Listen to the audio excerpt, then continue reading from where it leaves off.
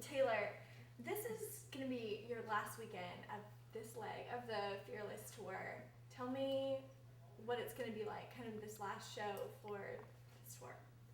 The last weekend of the Fearless Tour is going to be a lot of different things for me because we've been on this tour for 6 months now, and it's been one of the most amazing experiences of my life.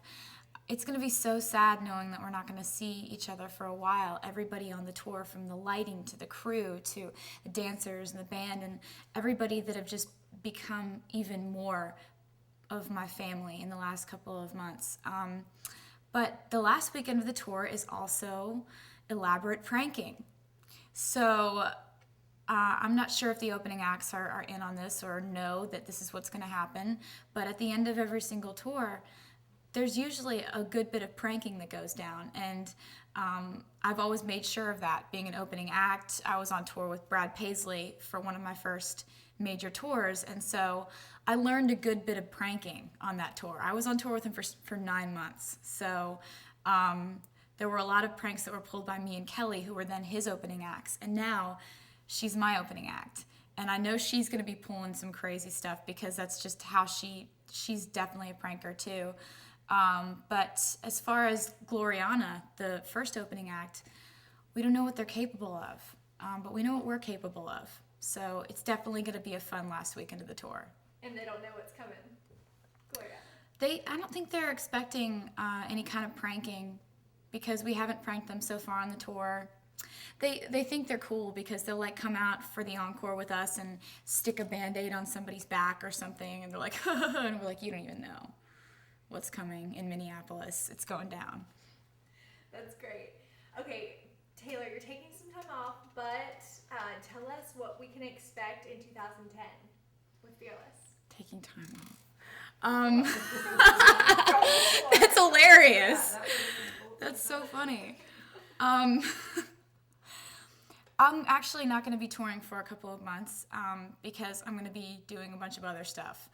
So there's really not going to be any downtime per se, but I'm going to be promoting my next release, which is going to be the re-release Jedi Ninja version of Fearless, which has like 6 new songs on it and a bunch of bonus exclusive content and video and stuff we've been working on for a really long time. So the reason I wanted to put that out is because my album came out a year ago, and so I know that there are a lot of people that are just now discovering my music, but there are also a lot of people who have had the album for a year. So for those people, I wanted to put out something new for them that's not the complete new album, but it's just some stuff that I wanted them to hear. And so tell us what's going to be happening in 2010 with your Fearless tour. We had so much fun on the Fearless tour the first time around that we decided that we had to keep going with it. So we'll be relaunching the Fearless tour in February in Australia, and then coming back and doing a bunch more cities in America. So it's going to be really fun just bringing it back to life and going on with the Fearless tour because no one on this tour was ready for it to end. It's been working so well just with everyone clicking, and it's been like the most amazing, hilarious summer experience ever. So we felt like, why put it down? You know, it's going to be so much fun to keep on touring into next year, into 2010, and keep the Fearless tour alive. And you wanted to go to Australia to see the kangaroos again, didn't you? The koalas. I've been dying to go back to Australia. I miss the roos. I miss them a lot. I miss the koalas. And I miss the Australian people because those are some of the nicest, most amazing people I've ever been around. Everybody's so cool. My bass player was talking about how he said, it's like every person you meet in Australia is like the coolest person you've ever met because they're all like, oh, mate, yeah, we're friends. It's cool. I love it there, and I want to go back so bad. And I'm so excited about playing arenas down there because the first time we went there, it was just sort of an introductory trip, and we played a bunch of shows, but bringing the big tour down there is going to be wonderful, and I definitely missed the Roos. And you're going to hit up 30 new cities, I understand, on this new leg of the tour. Talk about that. Talk about branching out to the cities you missed on this. It's 30. It's 30 new cities. It's 33 markets, but 30 of them are new. It's places that you haven't taken your headline tour before, like Austin, um, Austin, Tampa, Houston. Denver, San Jose. There's a bunch of new markets. Philadelphia. Love it. Yep. We're going to be playing 30 new cities that we hadn't played on the first leg of the Fearless Tour. So I'm really excited to go to places like Houston and San Jose and Denver and Philadelphia. And we're starting the tour off in Tampa. So I'm really excited about it. I wasn't ready to say goodbye to this tour. Are you going to be doing anything different this time around? We're going to be rehearsing for a while before we start the tour again. So I have a feeling I'll throw in some new stuff. I'm already starting to think of new arrangements for things and different kinds of effects to put on the new tour. So it's going to be a lot like the tour that we just had in the production elements of it, and probably a lot of the set list will be the same, but there are a few things that I want to throw in there to just change it up. And you're going to have some new music out by that time for the Platinum Edition. So are any of those candidates? I've always kind of made my decisions as far as what single's going to be next and what to play in the show based upon fan reaction. And I've always just put the music out there and see what the fans seem to be the most passionate about. That was very evident in the first album because our song, which was my first #1 on the first album, was a song that my label didn't really think was ever going to be a single, but the fans consistently kept coming back to that song, and so we put it out. We've always just made decisions based upon what the fans like. And, last year's tour sold out in minutes. Every show that popped up, it was sold out in minutes. Are you expecting the same kind of reaction from this one? I was really lucky with this tour because every single city sold out in minutes, and I always assumed that with my first headlining tour, it would be, some of them might be sold out if I was lucky, but I always expected to have to do a lot of stressing out about selling tickets. And then I went on my first headlining tour and everything just sold out. And I was like, really? This is how this works? I've never expected that kind of success. I've never just felt entitled to my shows selling out or things like this happening to me, but the fact that they have happened to me has been wonderful, and I hope that the second leg of the tour is as successful as the first. That would be wonderful. I would really, really like that. And Kelly Pickler and Gloriana are going to be joining you again. Is this something you're excited about? I'm so excited about keeping the same tour lineup. For me, this tour has always made sense. And when I make decisions like putting together a tour or putting together an album, I always have a reason for making the decisions that I'm making and putting people in the slots that I'm putting in.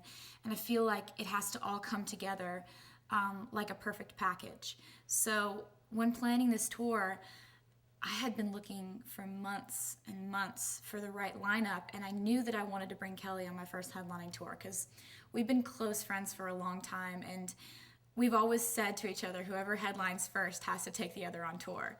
And so it was just such a no-brainer to take her out on the road, and she does such a great job out there.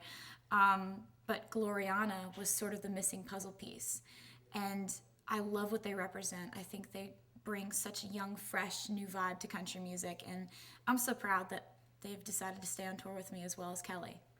And you didn't... Excuse me, I'm sorry, I just can feel like they're going to start talking loudly back there because I heard a murmur. Okay, Taylor, is there anything else you'd like to say about your tour, your upcoming tour, anything else like that before we move on? I would talk about how it's been so amazing, the reaction you've had during the shows from the fans. There you go. And the t-shirts and everything. Cool. You ready? This tour has been so amazing because the fans have just absolutely made me feel like I've won the lottery of dreams coming true.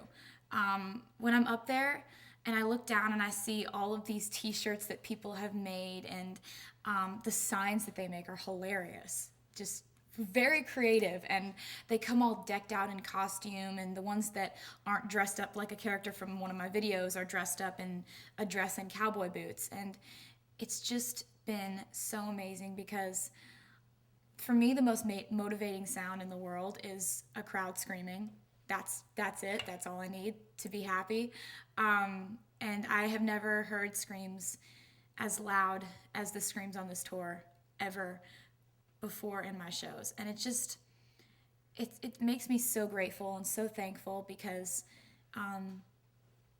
it just makes me smile bigger than I ever thought I would be capable of smiling. And I love it. I'm so happy to be back out on tour.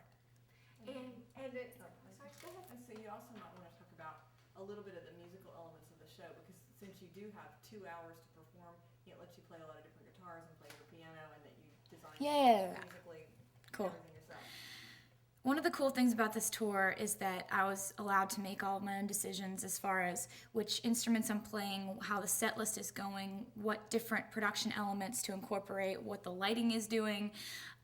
In preparation for this tour, we locked everybody in a warehouse for a month, and everyone was there. Every single element of this tour was there. So getting all of that honed in and being able to play piano and all kinds of different guitars and all the instruments that I've always loved to play, getting to play all of those instruments on that stage is really fun for me.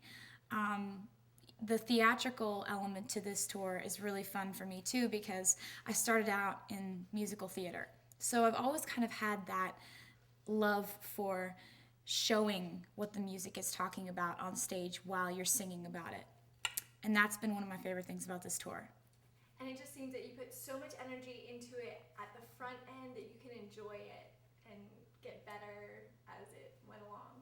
Is that how you felt? Absolutely. One you also might want to mention, too, for anyone that's watching this that is not all that familiar with what you do, that you write everything. So since you wrote the songs, the tour brings all those songs that you're really bringing to life. Okay. So, Yeah, absolutely. I think it's so much fun for me to be up there on that stage and look down and see those people singing the words back to me, because those are my stories. I got to write all my own music, so that's something that I consider myself to be very lucky to be able to do and to be allowed to do. So looking down and seeing people sing the words back to me is amazing, because when you're sitting there on your bedroom floor and you're writing a song, you're in that moment alone, and you feel like maybe you're the only person going through that emotion at the time. But when you step out there on that stage and there are thousands of people singing the words and you can hear them so loud, you can hear it, it's like a giant chorus, it makes you feel like you're not alone anymore. All right, Taylor, let's move on to some of the other projects, as you like to call them. You are going to be doing something that runs with toasting in November. Let's talk about that. Tell me how excited you are about it.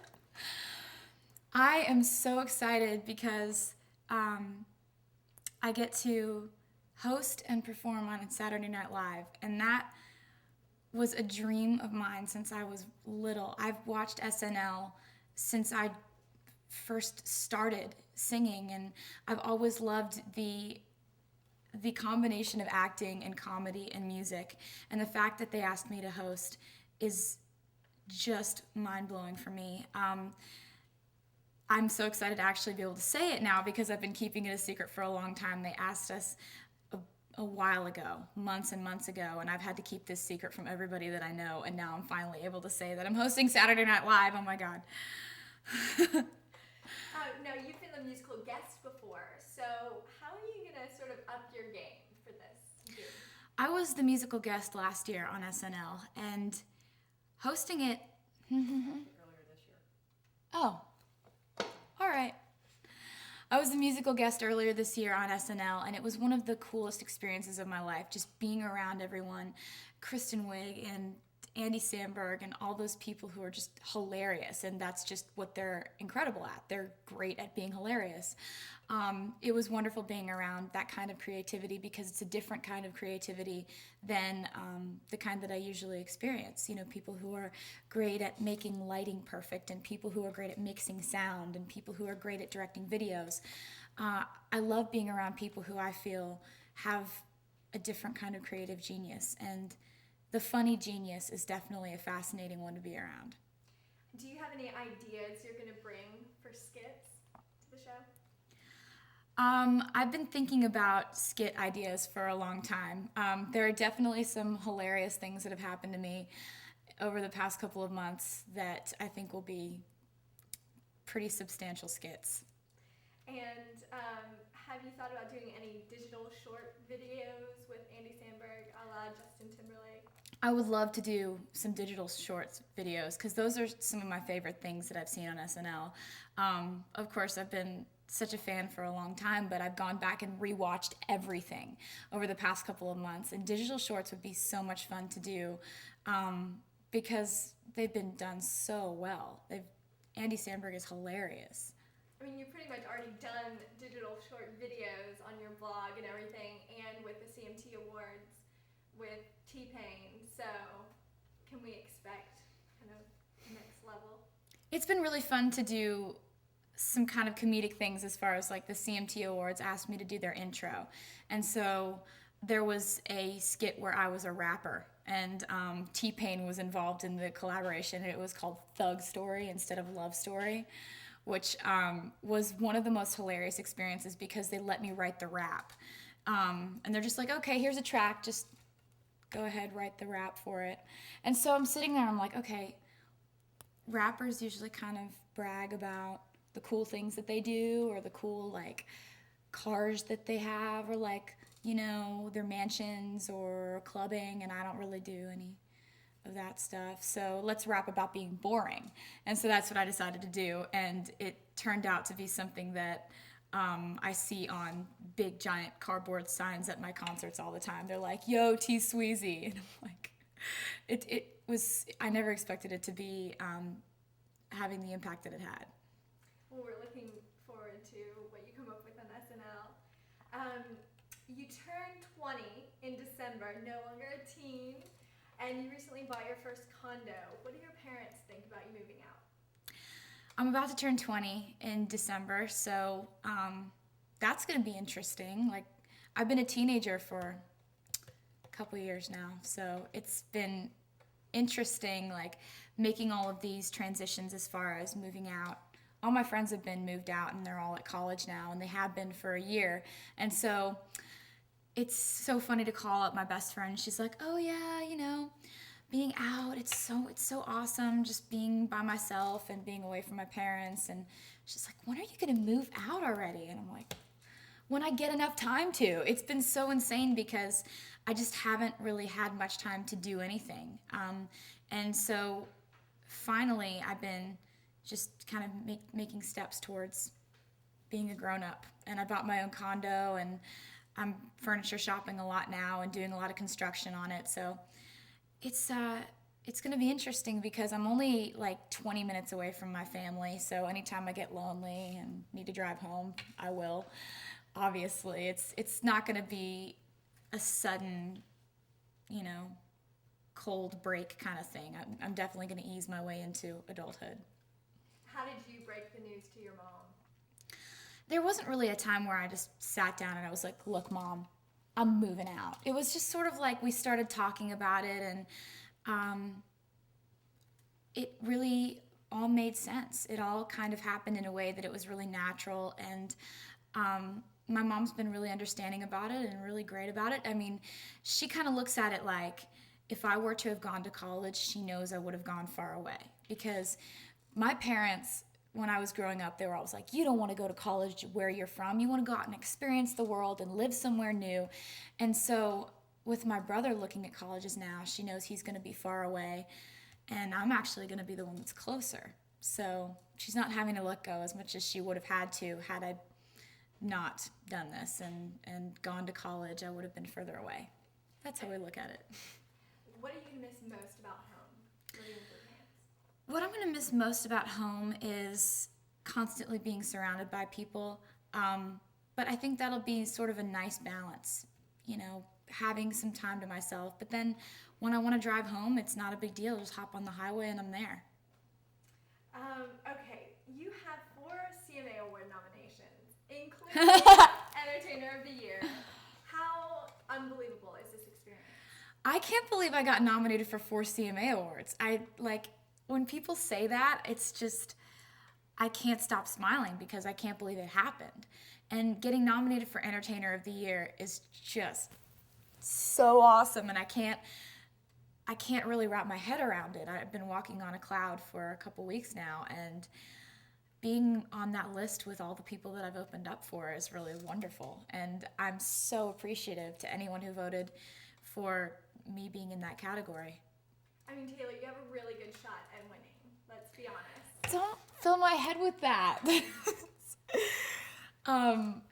It's so wonderful when people come up to me and say that I have a shot at winning. It actually is really, really a wonderful thing when people do that. But my parents raised me to have the mindset that the world doesn't owe me anything, and you can't feel entitled to winning. You can't feel entitled to success. And so my whole life, I've just gone through my career and award show situations going into it thinking I'm not going to win. And so every time I have won in the past, it's been this amazing surprise, and I just get so excited about it because I don't expect that I'm going to win. And so going into this situation, I'm nominated 4 times. It would be awesome to win one. It would be so cool to win one because I'd really like to have another CMA award to put in wherever I end up putting it in my condo. And do you think this is the year for women to win the Entertainer of the Year award? Carrie Underwood won ACM Entertainer of the Year. Is this the women's year? I think you have to do the work and put in the effort and do the touring that it takes to win Entertainer of the Year. And I don't really think it has anything to do with gender. I think if you want to compete with the boys, play on a level that they're playing at. Okay. You are the only country artist in history to win a VMA award. How does that feel? It feels so awesome to be. I know you're freaking out since I touched my hair. I'm sorry. Yeah, there's just one piece that's completely buzzing out. It just kind of. I'm really proud to be the first country artist that has ever won a VMA award. I can't believe there's a VMA award on the way to Nashville. It's so exciting, and I love country music so much, and seeing other people outside the genre recognize country music really makes me happy. I've loved doing things that take country music to other places, like taking country music to the UK and going places where it usually isn't very popular and really trying to make a name for it. It's been wonderful, and going to the VMAs and actually winning was one of the biggest surprises ever. And speaking of taking country music to other audiences, including internationally, what is your next big goal? I know that you think ahead, and I know that you achieve a goal and then have more because you keep achieving goals. So what is ahead for you?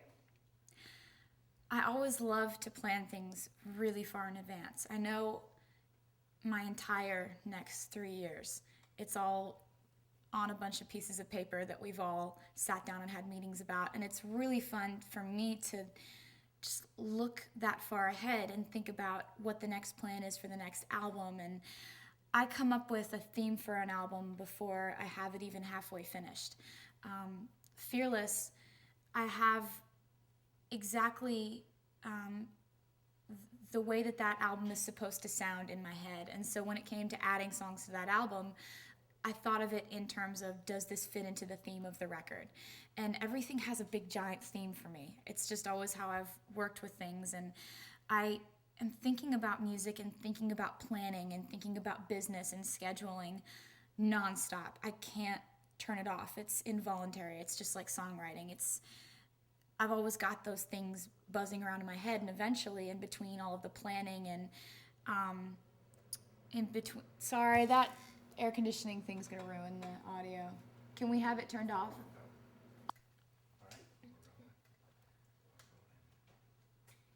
you were talking about your next goal. Oh, yes, I was. I'm always thinking really phone. Do we answer it? Are we good? Do we mute it? Do we turn it off? Is it gone? Volume down? Cool. Yep. Okay. I plan things really far in advance, and that's always been really fun for me, the whole planning process of this is what you're going to be doing in 3 years. And I go that far ahead because I just love having a grid and a grand scheme of things to follow. It's really weird because there's one side of me that's so artistic, but the other side that's just so schedule oriented, and that usually doesn't go hand in hand. Usually artistic people who write songs are supposed to just be like, oh, I don't care, I'll just go wherever the wind blows me. But I need things to be all mapped out. So it's really fun for me to put together a tour and to have a grand theme for an album. And it's all like projects. I love projects. So over the course of a day, I have a song hook that will pop into my head at the same time as I'm in a scheduling meeting for whatever tour I want to plan after this tour and whatever album I want to plan after this album. And it's just so much fun to be able to make those decisions and to have a team around me that has every single accept this, don't accept this, take this here, move this, postpone this. Having all those decisions be up to me is something I'm really thankful to get to do. Is there something in mind that you really want to do now? I mean, you've had #1 albums, you've had awards, you've had, success in the music world. Is there anything else that you have your mindset on? I always want to do the next thing and have it be better than what I just did. I'm very competitive, but I'm not necessarily competitive with other people because I think that limits you. I like to compete with what I did last. So when it comes to putting out this next album after Fearless, I just want to be so much more proud of that album than I am of Fearless. And just do the hard work and put in the time and the effort and everything that it takes to make that happen. Okay, let's move on to the holidays. The holidays are coming up. Let's start with Thanksgiving. What foods typically mean Thanksgiving at your house? What makes it feel like Thanksgiving? For Thanksgiving, I always go to St. Louis. So for me, Thanksgiving is St. Louis. My family is all there, my mom's side of the family, and they're all so loud. I love it. Like, it's all these women. There's so many more women in that side of the family than there are men. So they're all like in the kitchen gathering around, like telling stories from the last year. And they have this cackle that I think is hereditary. And when they all erupt into laughter together, it's the loudest noise I've ever heard in my life. And I love it. And that noise for me is Thanksgiving. They make turkey and stuffing and sweet potato casserole and things like that. And, it's really fun because they always have all this food out all day long and we're always just like grazing all day long. So it's really fun to go down there and really be around my family that I've known for my whole life. Do you shop the next day? Shopping the next day, I haven't really done. I remember my first album came out around Thanksgiving time last year. And this was when I was 16 and